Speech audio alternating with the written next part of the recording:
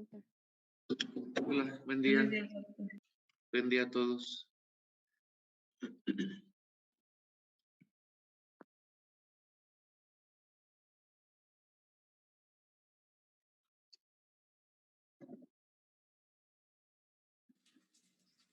Bueno, no, porque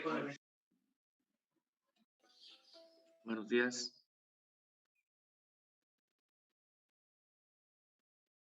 Buenos días, doctor. Hola, buen día. Hola, buen día. Hola, ¿qué tal? Buen día.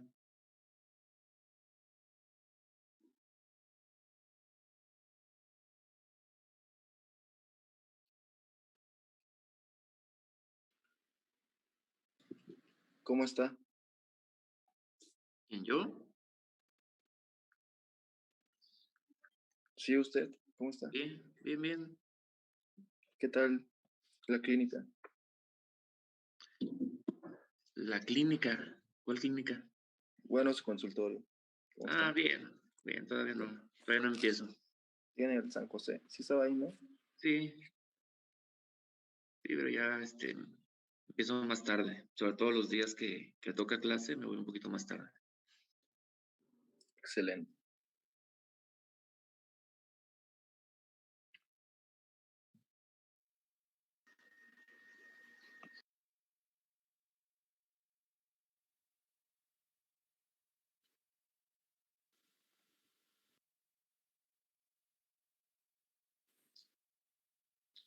Y vamos a hablar entonces del lóbulo frontal.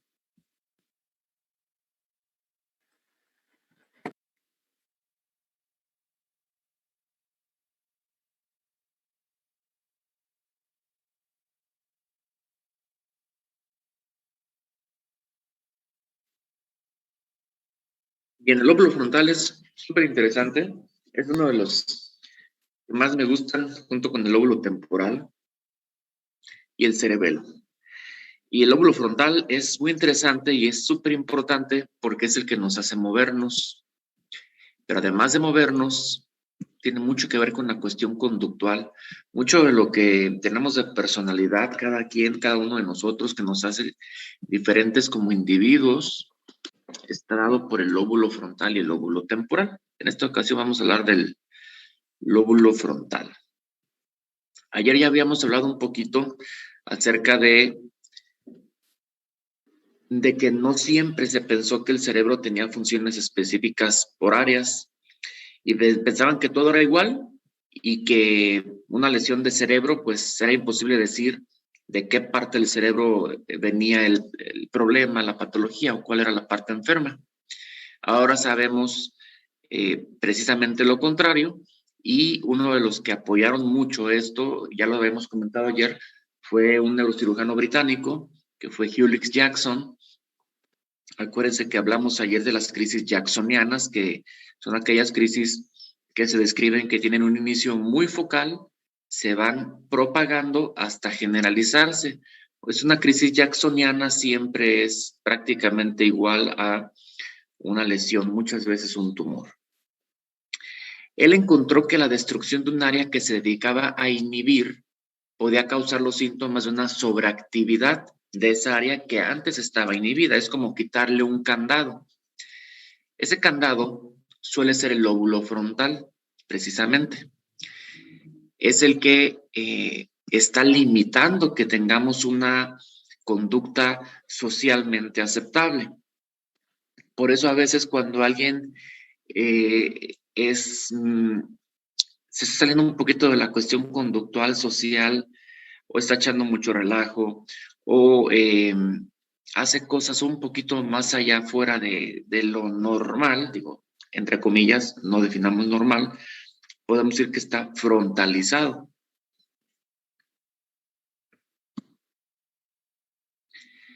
Corbinian Brodmann, ya platicamos ayer, que fue el que creó un mapa funcional basado en algunas diferencias histológicas.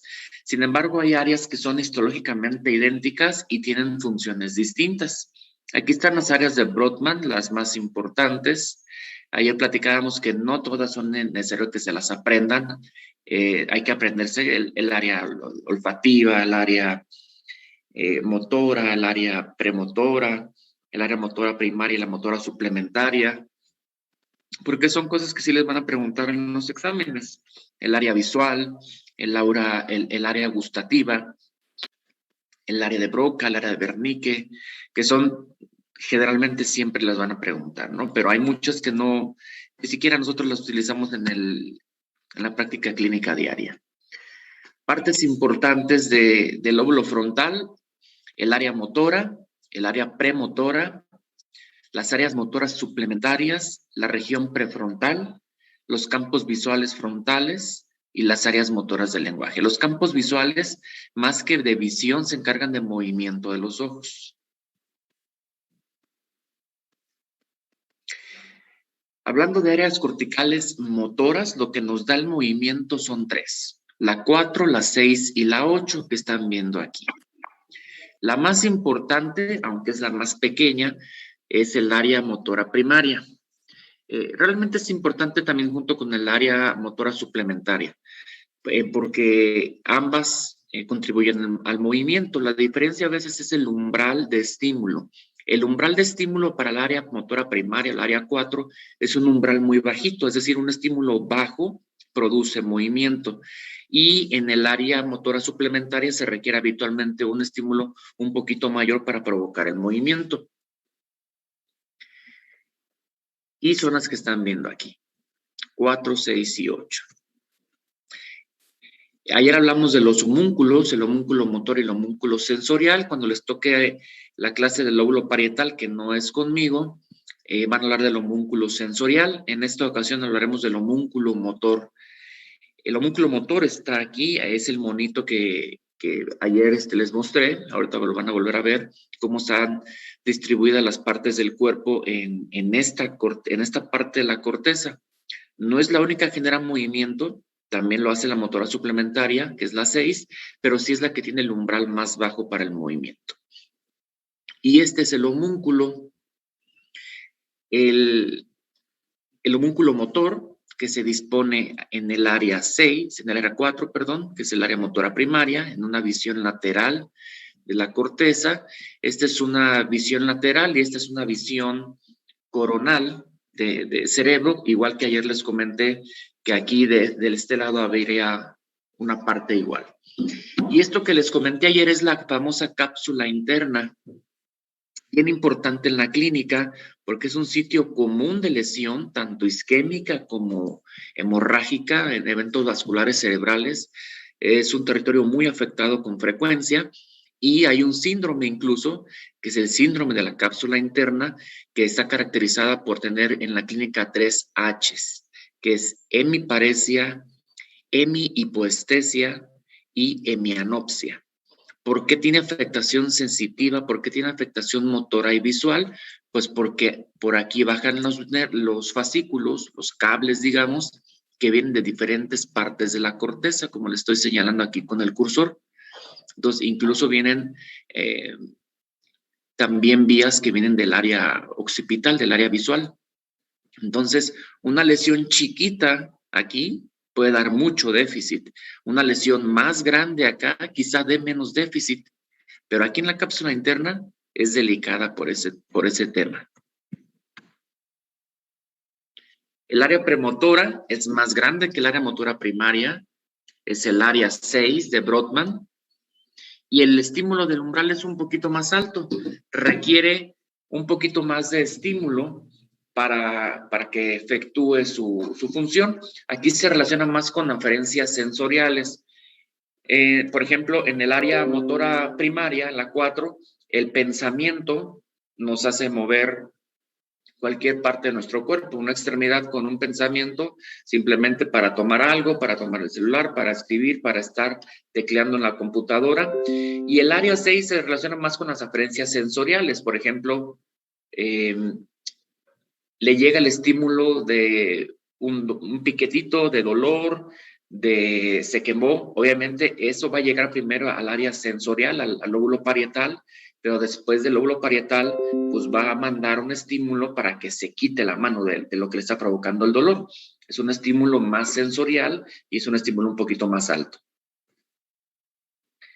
Los movimientos sacádicos, esto tiene que ver con los movimientos oculares, son movimientos rápidos que tienen una refijación, como por ejemplo cuando escuchamos un sonido fuerte y volteamos, o nos hablan y volteamos la mirada rápido, rápido va la mirada y rápido vuelve a fijarse. Lo desencadenan 3 áreas. El campo frontal de los ojos, que es ese que están viendo ustedes ahí, pero tiene correlaciones con el campo suplementario y con el campo parieto-occipital, que después se verá.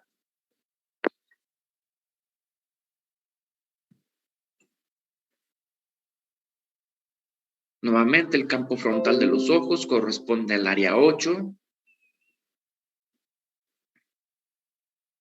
Tiene muchas aferencias, le llega mucha información porque el movimiento de los ojos está implicado en muchísimos estímulos. Hay muchas cosas por las cuales tenemos el movimiento de los ojos. Puede ser a veces incluso casi reflejo. Cuando escuchamos un ruido muy fuerte, como una explosión, ni siquiera pensamos en voltear para allá. Es una cuestión casi refleja. Es porque recibe también fibras también del oído. Entonces, el campo frontal de los ojos, prácticamente nos van a preguntar en el examen porque es un poquito más de especialidad, pero lo que es importante que sepan es que recibe aferencias de prácticamente todo el cerebro para efectuar movimientos oculares. Es el campo parieto-occipital de los ojos, del cual también va a mandar, aunque ese ya no tiene que ver con el lóbulo frontal, pero tiene que mandar mucho estímulo al campo frontal para interactuar y moverse. El área de Broca es parte del giro triangular que es la área 45 y el giro opercular que es la 44, y le llega información, o sea, su aferencia le llega del área de Wernicke a través del fascículo arqueado. También tenemos una clase de lenguaje y afasias que es mañana, y vamos a profundizar un poquito con esta cuestión del lenguaje. Ahorita simplemente con que recuerden que el área de Broca, que es de la expresión del lenguaje con la que nos permite hablar y escribir, también está en el lóbulo frontal. La eferencia va a ser la articulación de la palabra, y una lesión nos va a producir incapacidad de la expresión del lenguaje. Y ese es el área de Broca. 44 y 45. El fascículo arcuato o arqueado se une con el área de Wernicke. El área de Wernicke es para la recepción del lenguaje, el entendimiento. Se conecta con el área de Broca por este fascículo y podemos contestar. Podemos tener una expresión del lenguaje. Y esto vamos a profundizarlo un poquito mañana. El área de Broca, el área de Wernicke, la corteza auditiva primaria, que es a donde llega primero el sonido.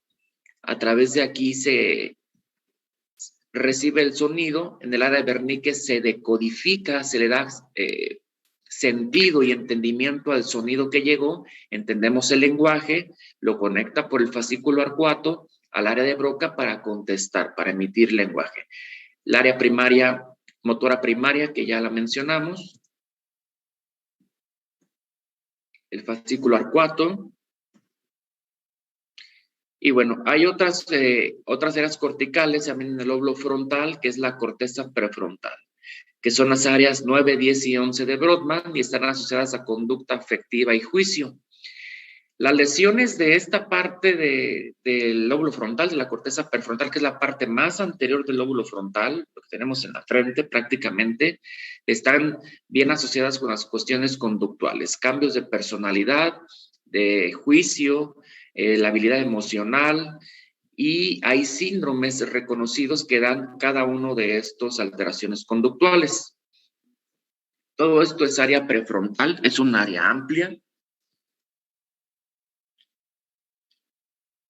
Áreas 9, 10 y 11, que es 9, 10 y 11, que es la parte más anterior de la corteza del lóbulo frontal, la más expuesta a los traumatismos. Ayer platicábamos acerca de hay una película, probablemente la hayan visto, yo no la he visto, pero sé que se trata de ello, de las lesiones de los jugadores de fútbol americano, si no mal recuerdo es con Will Smith, y habla de las lesiones y los cambios conductuales que tienen y cómo se ha reconocido y cómo se han hecho ajustes en las reglas en el fútbol americano para tratar de evitar que tengan esos problemas.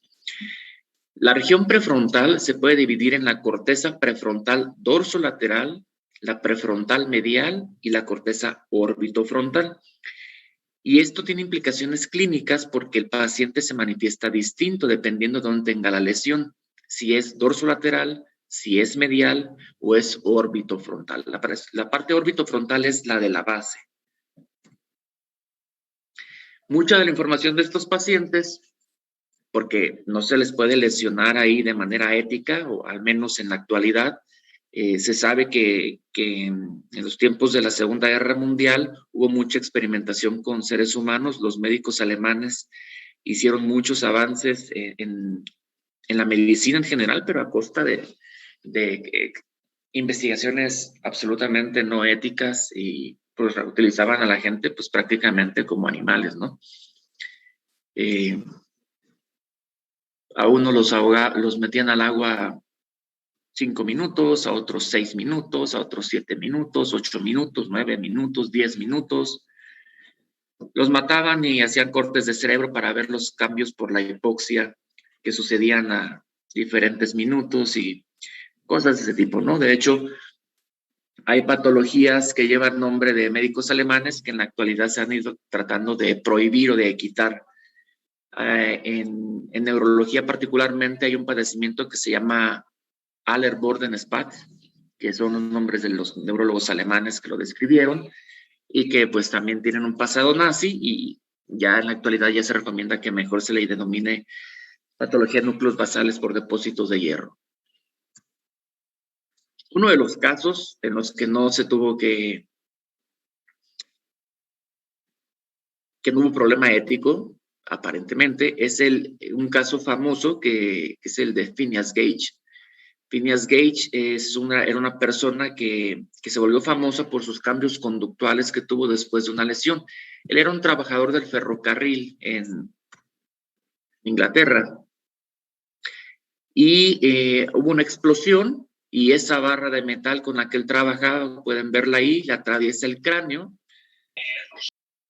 El paciente vive, sin embargo, no tiene un déficit motor muy importante, pueden ver la lesión del ojo, pero cambió conductualmente mucho. Era un trabajador, al menos las descripciones que se tienen de él, es que era una persona trabajadora, responsable, que era buen padre de familia, nunca tenía problemas.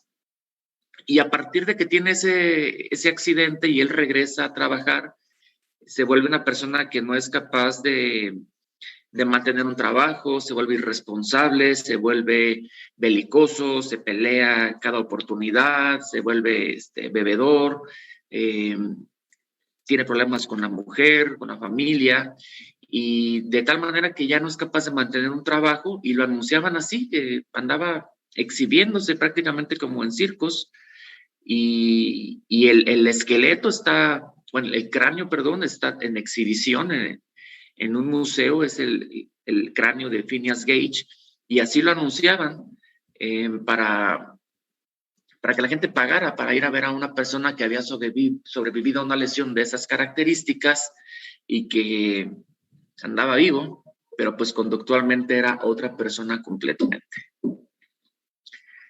La corteza prefrontal dorsolateral se encarga de la memoria ejecutiva, de la planeación, de la ejecución, de la organización, la monitorización de acciones para lograr una meta. Es decir, ayer hablamos en nuestra clase de que hoy tendríamos esta sesión del lóbulo frontal a las 9 de la mañana.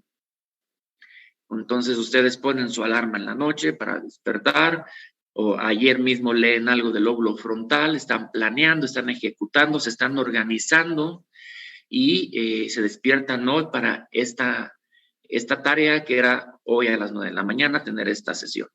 Entonces de eso se encargó su corteza prefrontal dorsolateral. Esto incluye experiencias, motivación, abstracción, flexibilidad cognitiva y solución de problemas, que es todo lo que estamos viendo en este momento. La abstracción, la cognición, la solución de problemas, el pensamiento, todo eso lo estamos realizando en este momento. tiene muchas conexiones que puede condicionar síntomas característicos de una lesión frontal sin que necesariamente exista la lesión ahí en ese lugar. Es decir, si no está la lesión en la corteza prefrontal, que ya vimos 9, 10 y 11, en la parte más anterior del lóbulo frontal, pero en los fascículos que llevan la información para allá o que la reciben o que la envían, también pueden manifestar los mismos datos clínicos de la lesión de la corteza, aunque la lesión no esté en la corteza, pero sí en los fascículos que le llevan y le traen información. Se sabe que en la corteza prefrontal dorsolateral tiene un rol muy importante en la generación de patología psiquiátrica, en la esquizofrenia y también en el trastorno por déficit de atención. La corteza prefrontal ya de manera bioquímica, microestructural, que no es visible al ojo humano, pero se han encontrado alteraciones sobre todo en el sistema dopaminérgico. Ahora esta es la corteza prefrontal medial.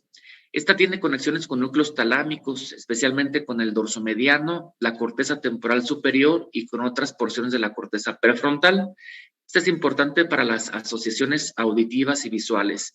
Siempre que vean que hay una conexión con tálamo, siempre va a haber asociaciones sensoriales sensitivas. Los tálamos se encargan de sensibilidad. Es el relevo sensitivo más importante que existe.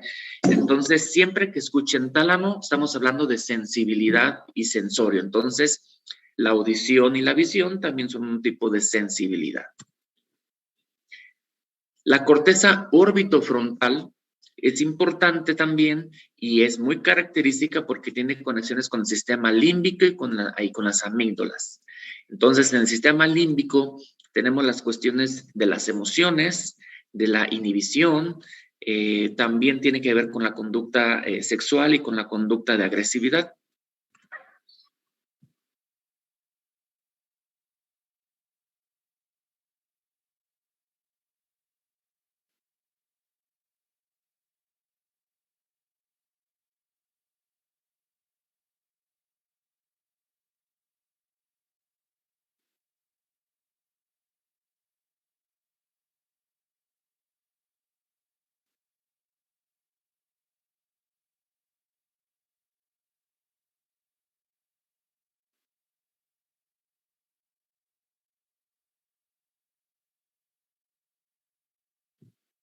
Bueno, y aquí este pues, es un video en el que se evidencia que hay un juicio pobre, hay una desinhibición, hay una evidente afectación del lóbulo frontal. No sabemos quién es de dominio público ese extracto de video, pero la conducta no es como que la normal, ¿no? Entonces, podemos inferir cosas, podemos inferir que hay muchos pacientes que tienen conductas de estas características y no están diagnosticados y pueden tener un tumor frontal, un meningioma subfrontal, que me ha tocado ver varios pacientes que llegan porque los llevan la familia porque el paciente es agresivo, porque el paciente es irritable, porque el paciente se pelea, porque el paciente tiene hipersexualidad, porque pues ya los ven como que problema y ya llevan así 1 año, 2 años, 3 años, 4 años y son pacientes que idealmente primero deben de pasar a neurología para lo que platicábamos ayer, descartar organicidad. Que si descartamos organicidad, podemos pasar al paciente a psiquiatría. Y me ha tocado ver algunos pacientes que tienen un meningioma subfrontal, que es un tumor que es benigno en cuanto a la clasificación de la OMS, no es de alto grado, puede ser benigno, sin embargo, por el lugar en el que está, empieza a afectar la corteza prefrontal y el paciente tiene conductas como estas, ¿no? Son pacientes que tienden más a la infidelidad, que tienden a pelearse en la calle, que tienden a que los corran de los trabajos, se pelean en la calle, en el tráfico, se bajan del carro, chocan, son impulsivos, cosas de ese tipo, ¿no? Entonces, muchos de ellos pues no tienen un diagnóstico, como la persona que vimos ahí, pues no es una conducta completamente normal. Obviamente está en una fiesta, ¿no? Hay mucha gente festejando, conviviendo, se nota que es un ambiente de júbilo, sin embargo, se sale un poquito de lo habitual.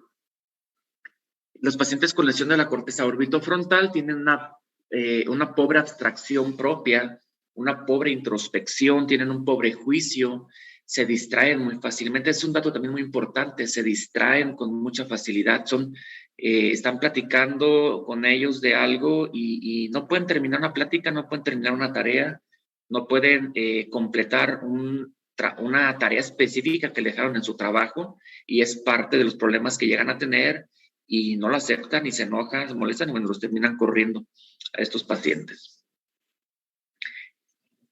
Puede no haber lesiones focales traumáticas como tumores, como infartos, pero pueden haber también procesos degenerativos, posiblemente más como la paciente que acabamos de ver, ¿no? Que son pacientes que tienen una demencia. Hay demencias que se sitúan particularmente en el lóbulo frontal, como las demencias del lóbulo frontotemporales, que tienen más este tipo de conducta que un Alzheimer. El Alzheimer no suele hacer cosas así. El Alzheimer, la afectación es principalmente de lóbulos temporales, entonces es memoria, memoria, memoria, memoria lo que les llega a afectar, pero conductualmente no tienen tanto problema. Se les olvidan las cosas, pero conductualmente no hay tanto problema. El paciente con demencia frontotemporal, un Niemann-Pick, o degeneración por cuerpos de Lewy, tienen más alteraciones conductuales.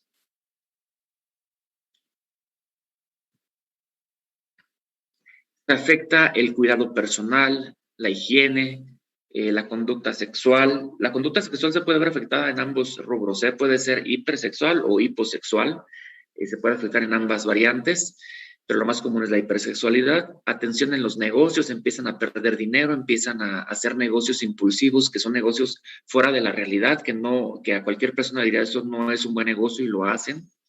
Las finanzas se afectan frecuentemente, les cuesta mucho trabajo adquirir conocimientos nuevos.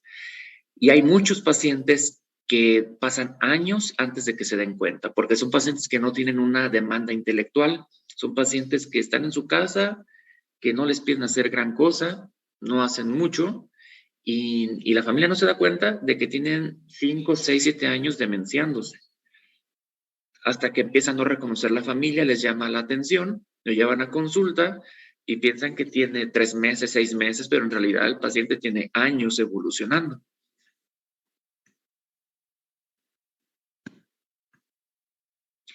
Hay pacientes que se sienten demasiado bien a pesar de estar enfermos.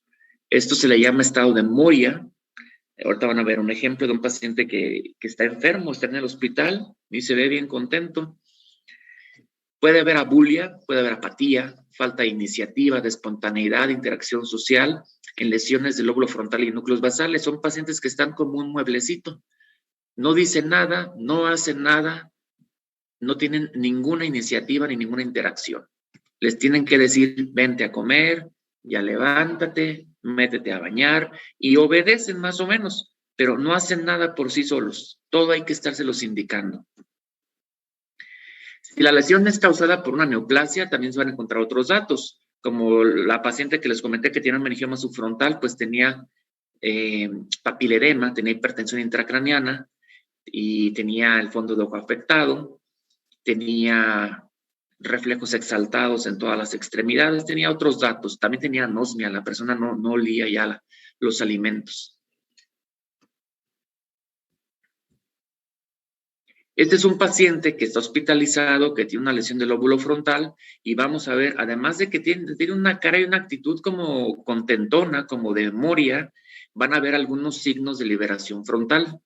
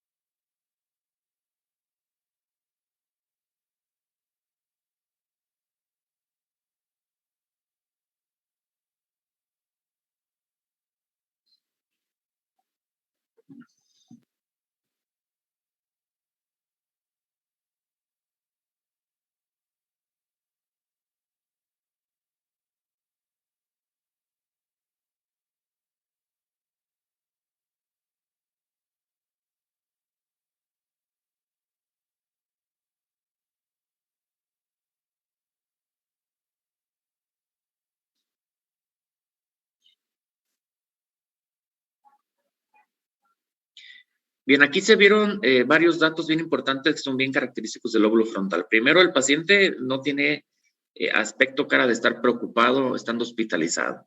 De hecho, el paciente reía mucho. Aquí en el video no se capta, pero al platicar con él estaba bien contento y se reía de todo. Cuando estamos percutiendo ahí en la región interciliar, se llama signo de Meyerson. Estamos golpeteando suavemente y en condiciones normales el paciente deja de parpadear a la cuarta, quinta, sexta vez cuando mucho, a veces a la segunda o tercera. Y ellos no pueden dejar de parpadear, es un signo frontal.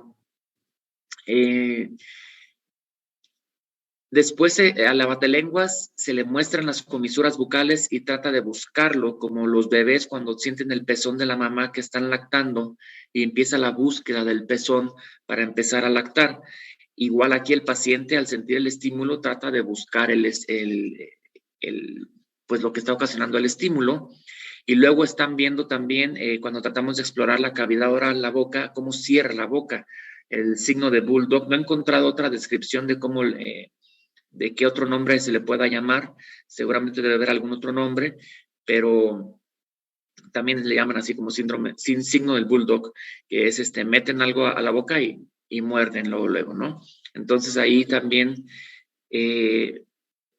estos son signos de liberación frontal, o sea, el paciente tiene una afectación frontal, él tiene un infarto en la región frontal.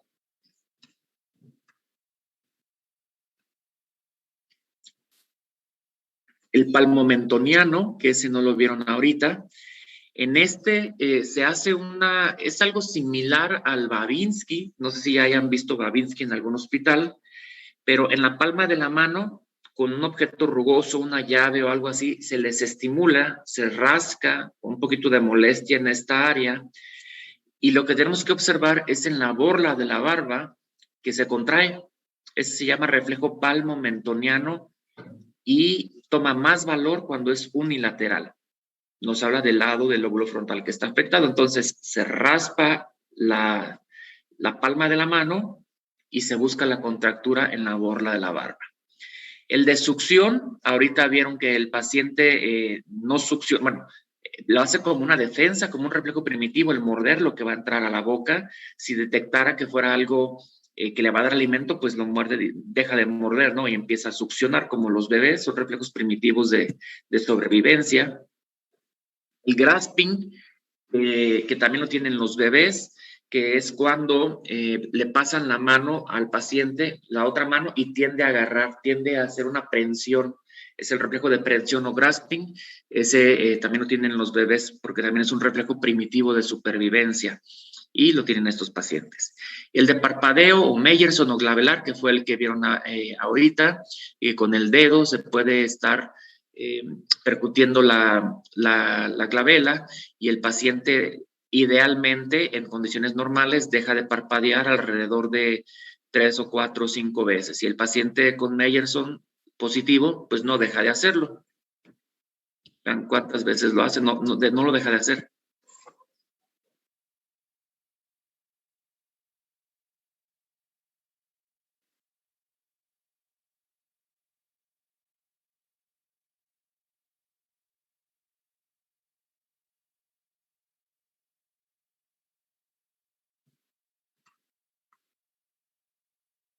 La búsqueda o siqueo, que también ya lo mencionamos, cuando se estimulan las comisuras bucales. La perseveración son pacientes que repiten y repiten y repiten lo mismo. De hecho, ya el signo de Meyerson por sí mismo ya es un signo de perseveración. Voy a terminar la sesión porque ya nos va a cortar. Prácticamente ya terminamos.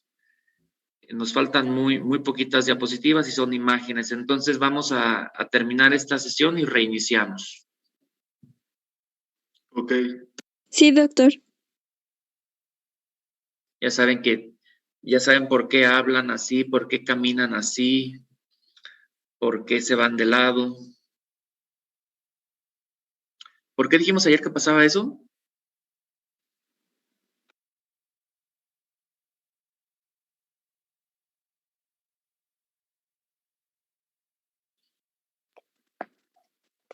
Julieta García, ¿por qué dijimos ayer que sucedía eso? Yo no sé, es que yo no entré a la clase pasada, pedí permiso. Porque dormía todo, ¿no? La corteza prefrontal. No, ayer no hablamos de corteza prefrontal. ¿Se veía involucrado el cerebelo? El Cerebelo. cerebelo, exactamente, el cerebelo. Se inhibe el control cerebeloso, entonces tiene unos lenguajes cándido. Bueno, no tienen ustedes. Tienen lenguaje cándido, tienen lateralización de la marcha, tienen dificultad para los movimientos alternativos repetitivos rápidos, pueden tener dismetría. Entonces, el paciente que tiene una intoxicación etílica tiene pérdida del control cerebeloso. Entonces, es parte de lo que sucede. Y la otra parte que sucede es precisamente la inhibición de la corteza frontal, de la corteza prefrontal conductual. El alcohol es un depresor del sistema nervioso. Entonces, la primera diapositiva o la segunda decía que cuando le quitas el control inhibitorio a una área excitatoria, le quitas el candado y empieza el área de desinhibición. Entonces, por eso también la conducta cambia con el alcohol, porque quita ese candado que tiene que actúa la corteza prefrontal como un candadito que nos dice cómo hay que portarnos, cómo es lo correcto, acatar las normas, obedecer. Entonces, ese tipo de cuestiones, con el alcohol se deprime ese tipo de control, ¿no? Entonces, ocurre lo demás. Bueno, igual, me gusta ejemplificar las clases con videos porque creo que queda mucho más tranquilo. No se trata de mofa con los casos que vemos. Este también es un video que está en internet, no es un paciente como tal, pero el tipo de conducta que tiene y por la edad, podríamos pensar que a lo mejor es un paciente que ya tiene algo de degeneración de su corteza prefrontal. Quizá empieza con una demencia. Sabemos que en Argentina son muy apasionados para el fútbol, pero también tiene perseverancia. O sea, no solamente es la pasión, o sea, es el grado de pasión que le mete, eh, la coprolalia que tiene y la perseverancia que van a observar, ¿ok? Entonces, observen, véanlo desde el punto de vista, analícenlo desde el punto de vista médico, ¿no? O sea, yo sé que puede causar risa, pero no es la idea, ¿no? No se trata de eso. Si lo observan desde el punto de vista médico, van a ver datos que hacen pensar que el paciente puede estar teniendo una degeneración de la corteza prefrontal.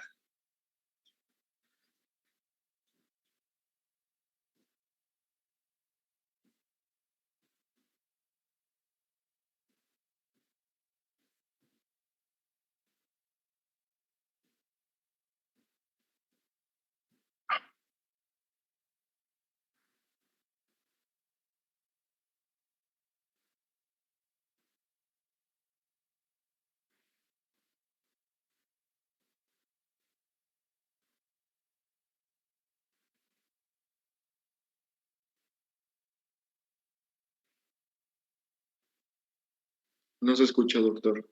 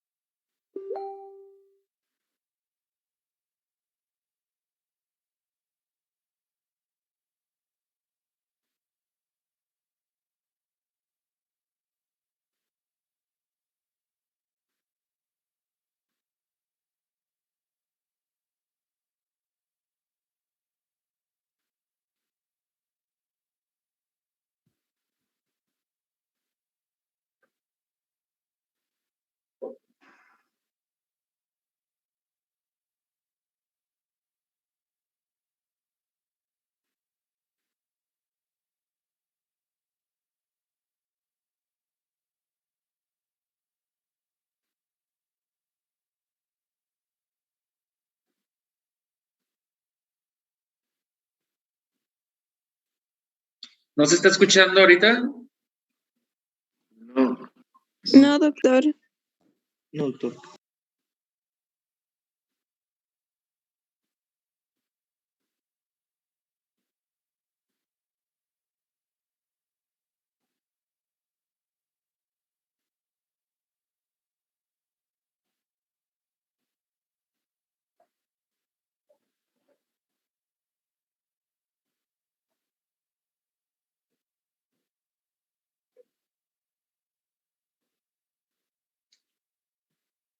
¿Compartir qué audio o compartir pantalla?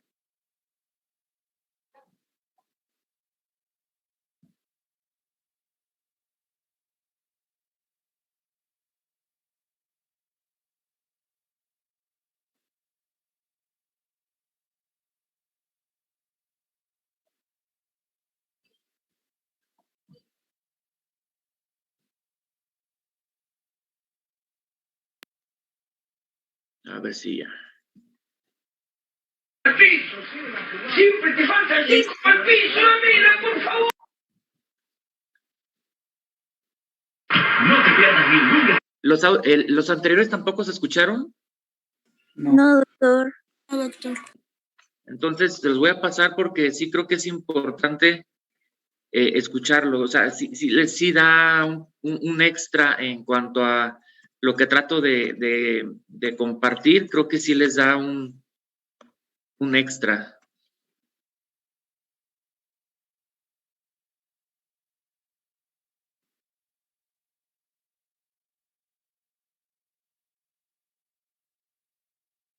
¡Viva México!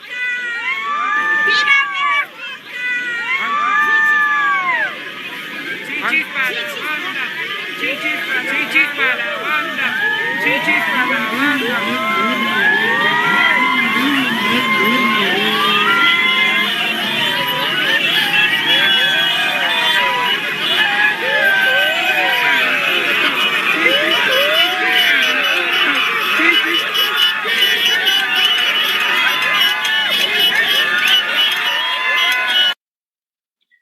¿Se escuchó? Sí, doctor. Ok. ¿Cuál es su nombre? Rufino González de Rivera. Muy bien, don Rufino. A ver, vea la cámara. Vea para acá. Vea para acá, abra los ojos.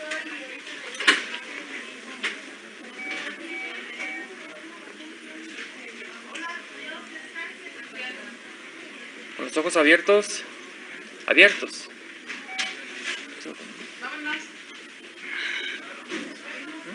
¿Eso lo tenemos? Sí. Ahora la boca grandota. Grande, grande.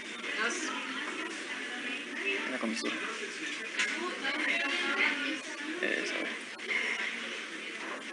Revísala adentro. ¿No quieres? Adentro. Sí, hasta me dijo adiós. Otra vez. Ahora la boca grande. Grande, grande. Otra vez, grande. Ahora la grande. Ok, un poquito de búsqueda de la comisura. Otro lado.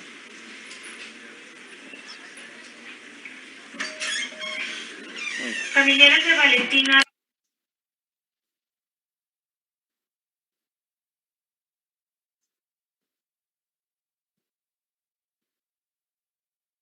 No te pierdas ningún detalle. Toda la información del fútbol está en Oleo. ¡Dejá de poner publicidad, la puta que te parió! ¡Dale, boludo! ¡Dale, hacete el canchero, la concha de tu hermana, forro, hijo de mil puta! Bien, bien, bien, Ferrari, bien. Ahí llega. ¡Dale, Mauro Díaz, dale, boludo! ¿Qué tenés? Artrosis, boludo, en la pierna.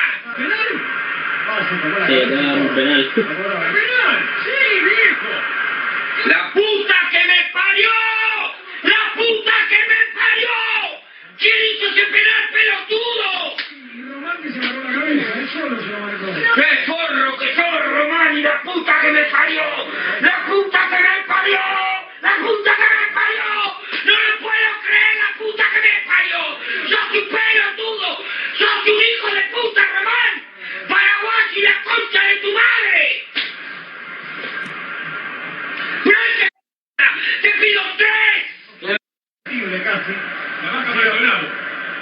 No, ¿qué? ¡Ponga huevo, hijo de puta! ¡Ponga huevo! ¡Son River! ¡La puta que te parió! ¡La puta que te parió! ¡La puta que te parió, negro de mierda! ¡Se iba a Ferrari solo! ¡No lo puedo creer! ¡No puedo! ¿Qué mierda es esto? ¡Lo puedo romper! ¡La concha de mi madre! ¿Qué romperá?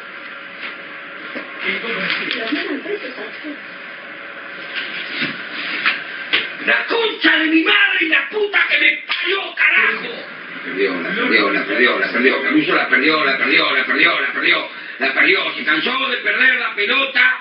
Hace 8 meses que perdés la pelota, la concha de tu hermana.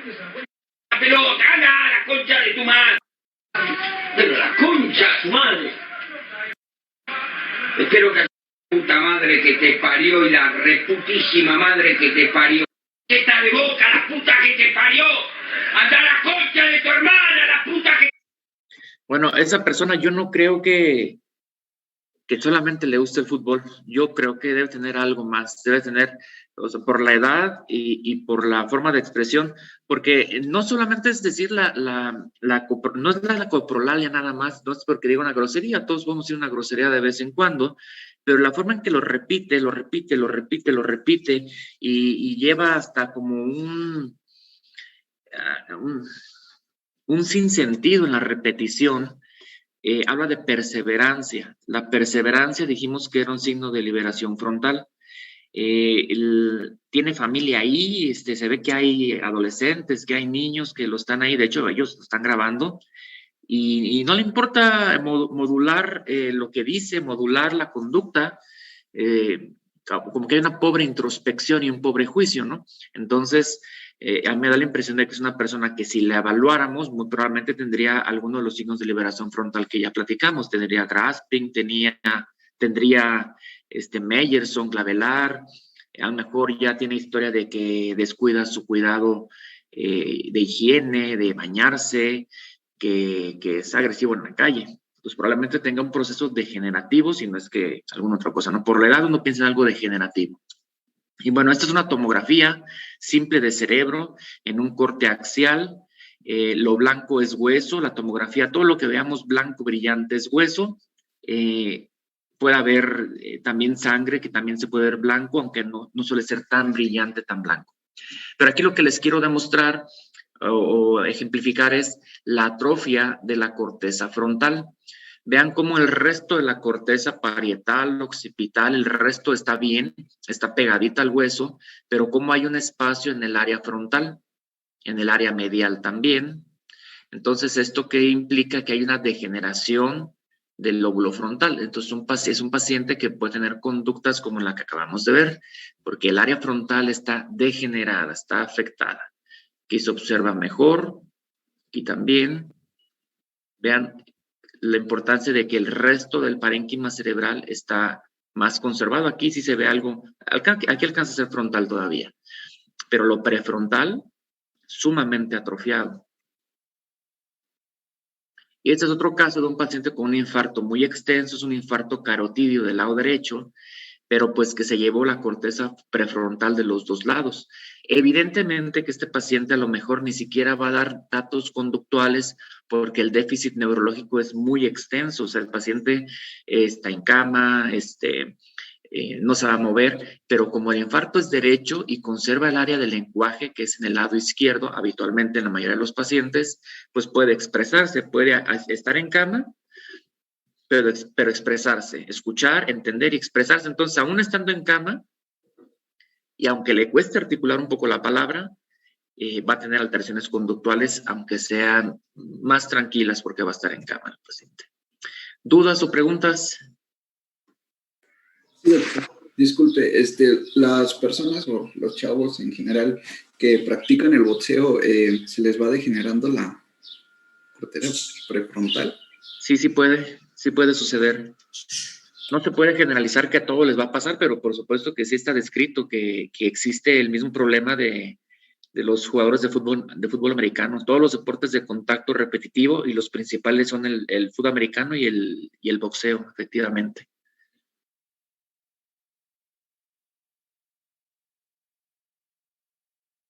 ¿Alguna otra duda? Yo sí tengo otra, doctor.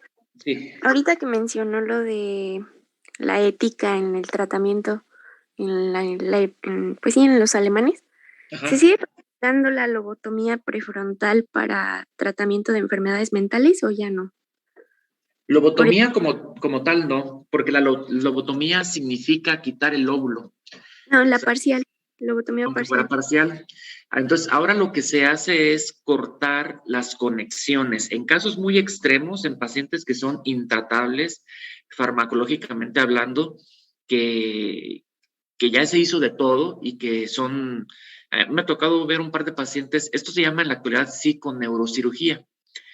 Y me tocó ver una paciente autista. Dentro del espectro autista hay un tipo de autismo más grave que se llama síndrome de Rett.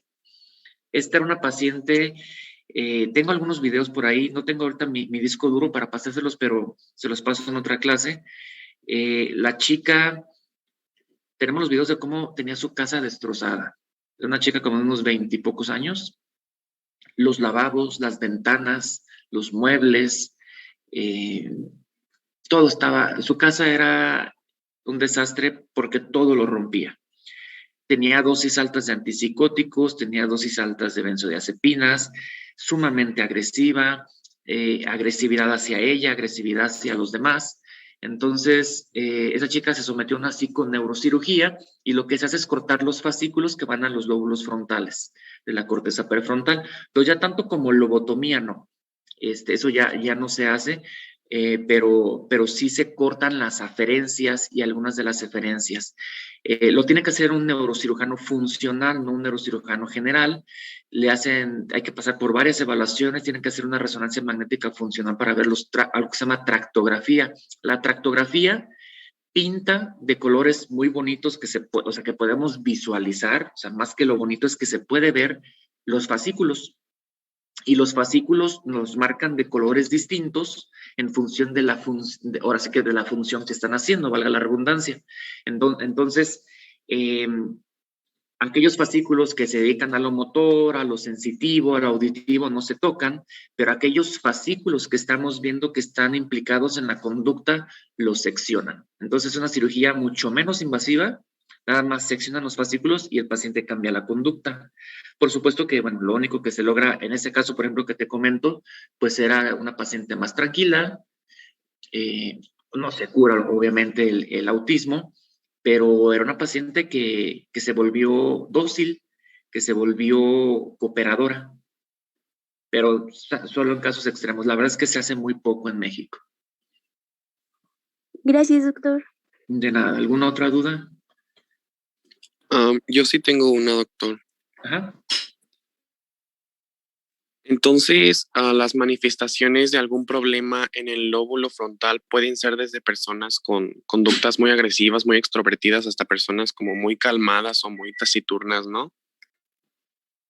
Sí, o sea, sí se puede, pero pues también no podemos generalizar, o sea, hay personalidades también, no significa que una persona que sea simplemente extrovertida o una introvertida va a haber una afectación del lóbulo frontal, porque también influye el entorno psicosocial, o sea, la educación o cómo se le formó en su casa, la personalidad. Pero ya cuando se sale de la normalidad es cuando empezamos a pensar que tengo una lesión del lóbulo frontal, porque gente introvertida y extrovertida pues hay en todos lados. No sé si Okay. era la pregunta o algo más específico. No, sí, gracias, doctor. ¿Alguien más? ¿Alguna duda? Yo tengo una duda. Con respecto a los niños, ¿también se puede ver daño en el lóbulo frontal en algunos casos? ¿Perdón, en niños? Sí. Sí. La corteza prefrontal tiene un desbalance dopaminérgico en el caso del trastorno por déficit de atención.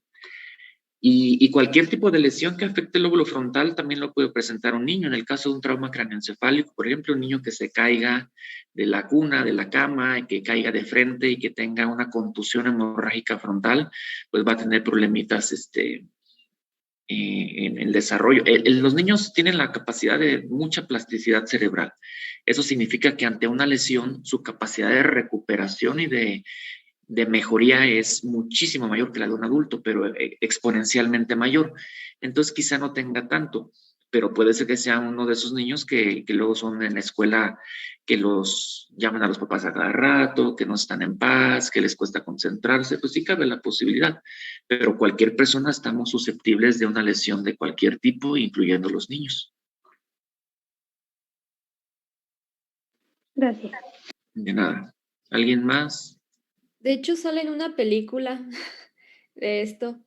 Se llama La Isla Siniestra y pues te platica que es un señor que tuvo como ciertos traumas y para olvidarlos inventaba una historia, pero llegó a tal punto en que, o sea, como que ya no era normal, entonces le dieron como la última, ¿cómo se dice? A la última oportunidad y al final no pudo y como que se rebobinó y ya decidieron por cambiarle la personalidad, que era como, es que me contaron ahí una vez que hay como una práctica de que por medio del ojo que podías meter una aguja y cambiabas la personalidad o algo así me habían dicho. Lo del ojo, no sé si te refieres a la película, pero eso no es así. O sea, no se puede cambiar una personalidad a deseo, no se puede diseñar una personalidad con un procedimiento. Hasta este momento no. La Isla Siniestra, ¿no es en la que sale Mark Ruffalo y Leonardo DiCaprio? DiCaprio sí, el otro no sé quién sea. Es Hulk. Sí, sí. ¿Sí? Yo la vi hace algún tiempo y no recuerdo que tenga, yo más bien me acuerdo que era como una esquizofrenia. Déjame volverla a ver y lo comentamos, porque sí, hay mucho cine que ayuda en neuropsiquiatría, ayuda muchísimo. Hay muchas películas que, de hecho, en la residencia de psiquiatría y de neurología llevamos un club de cine en la que analizamos películas precisamente, y si no mal recuerdo, era un paciente con esquizofrenia. Déjame darle un vistazo de nuevo y creo que toda la historia él está dentro de su delirio de la esquizofrenia, pero déjame darle un vistazo. Sí, está bien. ¿Alguien más? Doctor, ¿hay alguna forma de parar la degeneración o inevitablemente la degeneración del lóbulo va a seguir progresando a medida del tiempo? Sí, no hay forma todavía. Cualquier tipo de degeneración, que significa que va a haber muerte neuronal prematura y va a continuar, para que ya sea catalogado como degenerativo, es que no hay vuelta para atrás. Y hay muchos casos en la medicina y en la neurología. Las demencias, todas, el Alzheimer, el Niemann-Pick, el demencia por cuerpos de Lewy, degeneraciones vulvares de los pares craneales vulvares, degeneraciones de las astas anteriores de la médula espinal, que es el ELA, degeneraciones cerebelosas como las ataxias espinocerebelosas, todo aquello que se llame degenerativo va a progresar y hasta el momento no existe nada que lo cure. Hace más o menos un mes se aprobó un primer fármaco que es un anticuerpo monoclonal, ahorita no me acuerdo el nombre, todos los anticuerpos monoclonales terminan con Sizumab, que se aprobó por FDA para tratamiento de demencia, de Alzheimer. Es el primer fármaco que se plantea que vaya a ser modificador de la enfermedad. Tiene como un mes apenas que se aprobó, no tenemos en México todavía. Vamos a ver qué tal funciona y si realmente funciona como dicen, sería el primer fármaco que sea capaz de detener la degeneración. Pero estamos en vísperas de verlo. ¿Alguien más?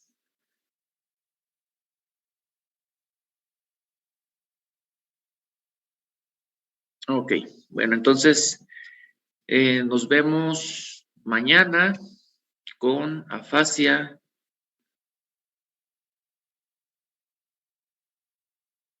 Ok. ¿Sabes si está en Netflix, en alguna plataforma, la película? The Words on Bathroom Wall. Yo la encontré en Amazon. Ok. Pero no conozco. También, bueno, en páginas piratas también puede estar. Ok, sí, me suena agradable igual. Sí, me acuerdo de alguna otra película que hable, por ejemplo, hay una que se llama, no recuerdo si se llama Martes o Jueves, con Murray. Una película que habla del ELA, de la esclerosis lateral amiotrófica. Hay una película que se llama Mar Adentro, con Javier Bardem, que habla del Cadacil. Hay una película que no he visto, que se llama La escafandra de la mariposa, que habla de un paciente que tiene síndrome de lock-in o enclaustramiento en español, que son lesiones del tallo cerebral, que el paciente está completamente consciente, pero el cuerpo no se mueve nada. Lo único que puede mover son los ojos. Y hay gente que ha escrito libros nada más moviendo los ojos.